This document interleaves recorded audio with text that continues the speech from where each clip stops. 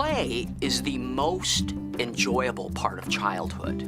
Honestly, I'm not sure we need any further justification for including it in our classrooms, in our family childcare homes.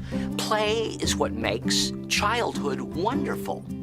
But it so happens that play is also absolutely crucial for learning and development. Play nurtures almost everything that's important in early childhood, from social development to language to emotional well-being to motor coordination, even reading or being able to do math.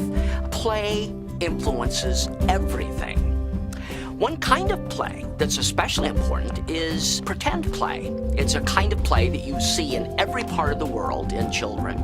You may know this by other names: dramatic play, dress up, housekeeping, fantasy play.